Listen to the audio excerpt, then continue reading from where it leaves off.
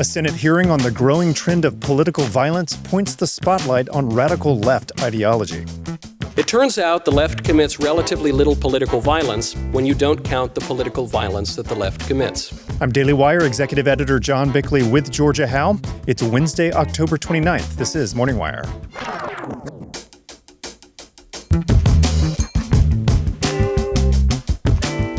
A power struggle is brewing within the Department of Homeland Security, shaking up ICE leadership in several major cities. And facing new accusations over his polarizing policies and past comments, New York mayoral candidate Zohran Mamdani seeks to hold on to his lead. For the takeaway from my more than 10-minute address about Islamophobia in this race and in this city to be the question of my aunt tells you everything about Andrew Cuomo. Thanks for waking up with Morning Wire. Stay tuned. We have the news you need to know. If you run a small business, you know there's nothing small about it. Even the smallest decisions can feel massive. That's where Shopify comes in. Shopify is the e-commerce platform behind millions of businesses around the world, from household names to brands that are just getting started. You can tackle all the important tasks all in one place, from inventory to payments to analytics and more. Even marketing becomes a breeze thanks to their built-in tools for running social media and email campaigns, helping you find new customers and keep them coming back. Plus, Shopify's global selling tools have you covered internationally in over 150 countries, and their award-winning point of sale connects your online and offline sales all in the same place. With an impressive 99.99 uptime and the highest converting checkout experience on the planet, you'll never miss another sale. That's the Shopify advantage. Get all the big stuff for your small business right with Shopify. Sign up for your $1 per month trial period and start selling today at shopify.com/morningwire. Head over to shopify.com/morningwire. Again, that's shopify.com/morningwire. The federal government must act now to stop the consistent and accelerating trend of leftist terrorism. For a legislator to deny the threat and neglect the remedy might once have been chalked up to ignorance. Today, it is nothing less than complicity. That was Daily Wire host Michael Knowles testifying in front of members of the Senate Tuesday about the growing trend of ideologically motivated violence and its threat to the First Amendment. Joining us now to discuss is Daily Wire culture reporter Megan Basham. Hey, Megan. So we reported yesterday about this event. It's an event, frankly, the legacy media would rather not cover, so we're covering it here for sure. First, set the stage for us. What was the purpose of the proceedings?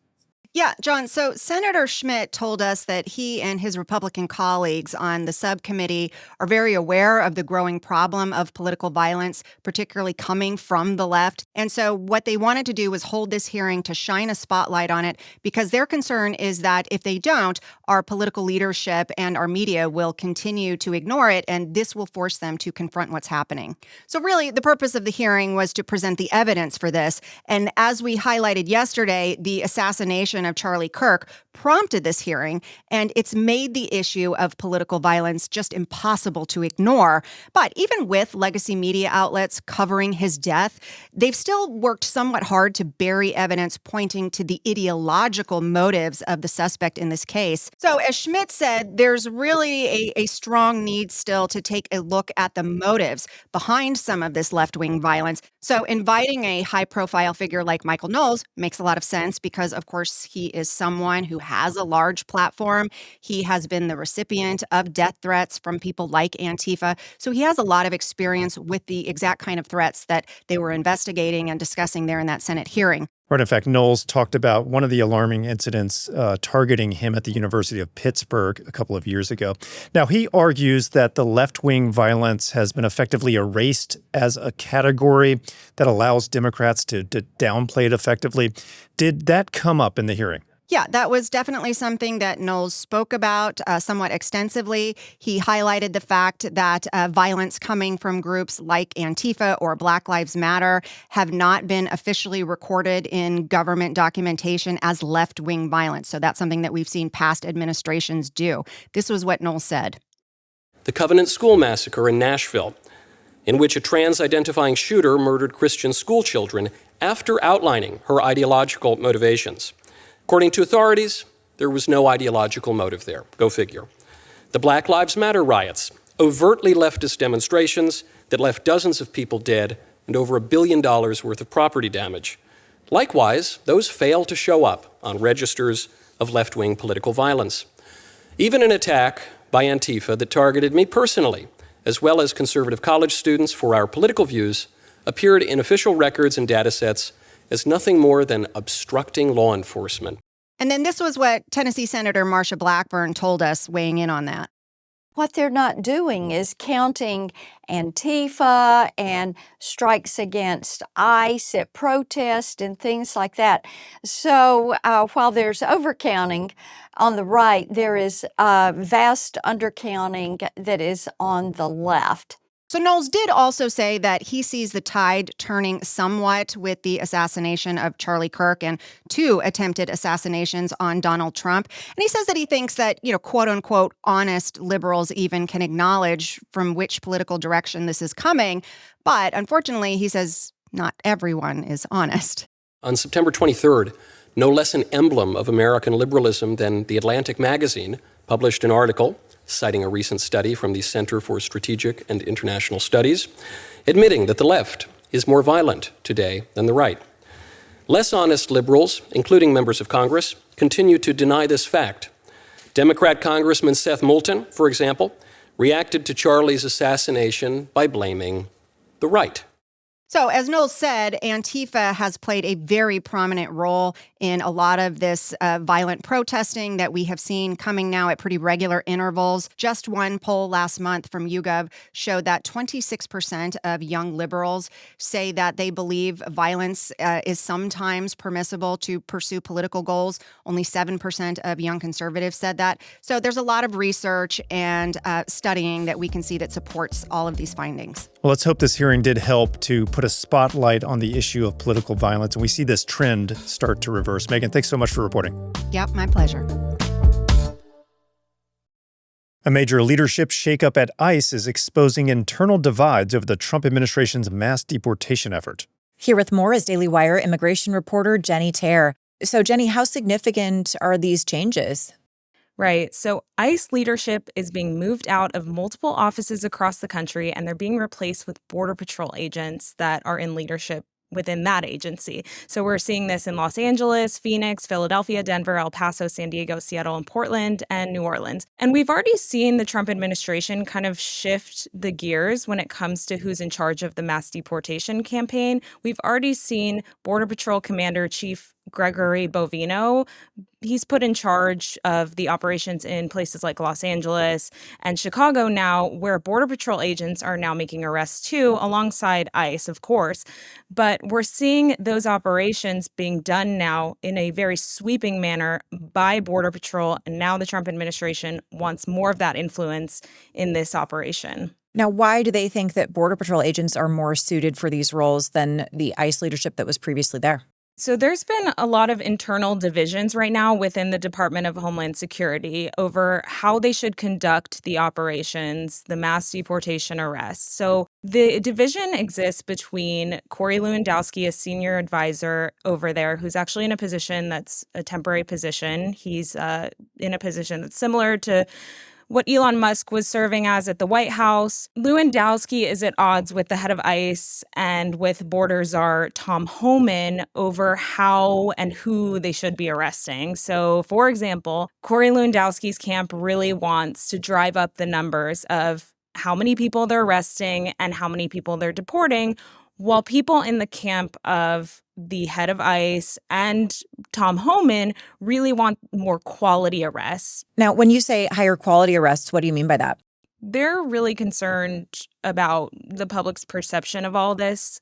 As you see Border Patrol out there and ICE out there, obviously they're under a lot of scrutiny. So they want to show the public that they're getting really bad guys, really hardened criminals off the streets and keeping the American communities, the American people safe. So it's really, a lot of it is about the perception, but also about making sure that those ICE officers are really feeling good about the work they're doing and that they're making targeted arrests. And that would be versus just getting as many numbers as possible, as many Home Depot raids, for example, as possible. Right. So Bovino was involved in some of these more controversial raids, such as at Home Depot parking lots and at car washes.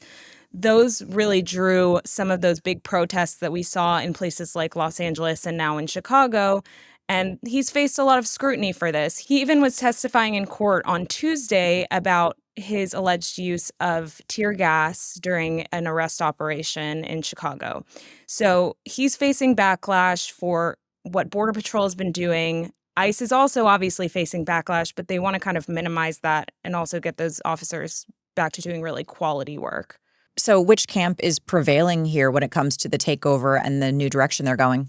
So I think the announcement of this that came out internally really speaks to this because it came from Lewandowski himself. He notified Homeland Security officials about the leadership changes at ICE, and he's the one that really wants, again, those numbers to be driven up over anything, over the quality of arrests. His camp is really winning this fight from what we can tell. And we've even been told by sources that Lewandowski has, in some ways, more power than Secretary Noem. So his control at DHS has really become a point of contention for a lot of sources that we've talked to. And now we're seeing that come to fruition, that he is kind of at the reins of this effort now to change who's in charge and to make it so that this is more about numbers. Well, it'll be interesting to see where President Trump falls on this because surely he is advising all of the camps involved. Jenny, thanks for reporting. Thank you. Socialist candidate for New York City Mayor Zohran Mamdani continues to hold a commanding lead, but Andrew Cuomo's attacks and other controversies are beginning to chip away at that lead. Here with the latest on that mayoral race is Daily Wire reporter Amanda Prestigiacomo. Hey, Amanda. So early voting has begun for this New York City mayor's race. Mamdani has long been the favorite of this race, as we've documented. But is his lead slipping somewhat? Well, he's up by 10 points right now. Andrew Cuomo, who's running as an independent, he was polling behind Mamdani by 20 points, but he recently cut that lead in half to 10 points.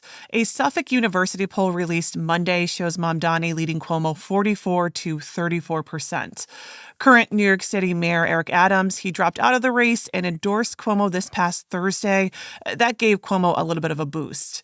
And there's also the Republican candidate in this race, Curtis Sliwa. He's the founder and CEO of the Guardian Angels.